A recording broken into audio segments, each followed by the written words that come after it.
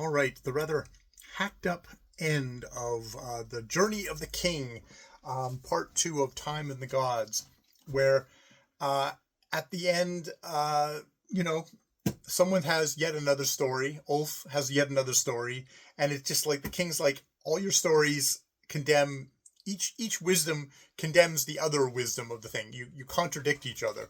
The prophets disagree, but the king seems fairly certain on this. And it's like I can never know, right? I can just never know. I'm never going to get to see the gods.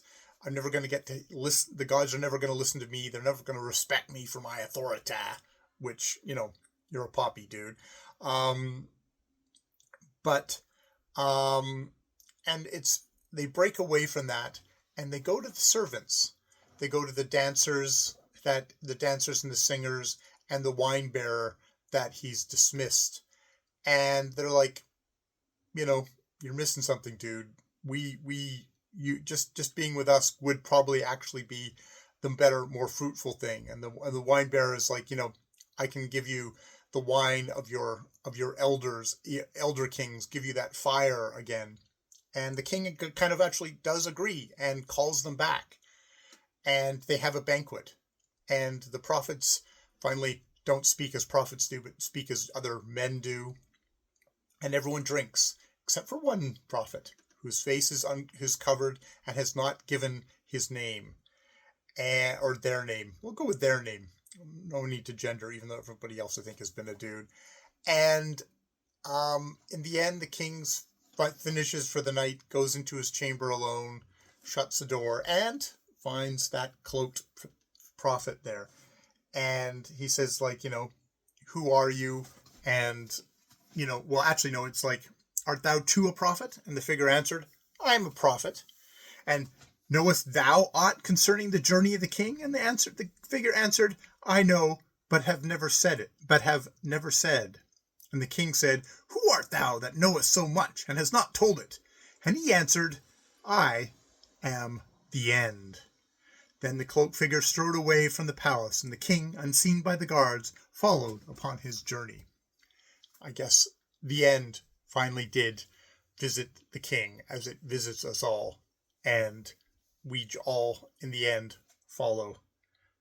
go off unseen by the guards, unseen by anyone, follow upon our journey, the end's journey.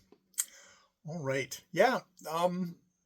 I have enjoyed my time with Lord Dunsany. I think this might be my last Lord Dunsany, because I'm doing it within my fixed period here of 1890 to 1910, and I think this 1906 work might be the last one. I'll have to check and see if there's more within this period. I will definitely read it. Maybe not right away. Maybe I'll find something else to read. But I've really enjoyed Lord Dunsany in a way that is quite unexpected to me.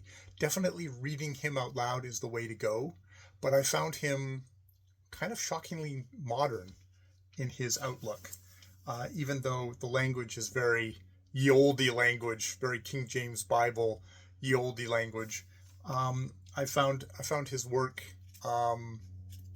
I can see like, okay, this echoes out to a lot of people.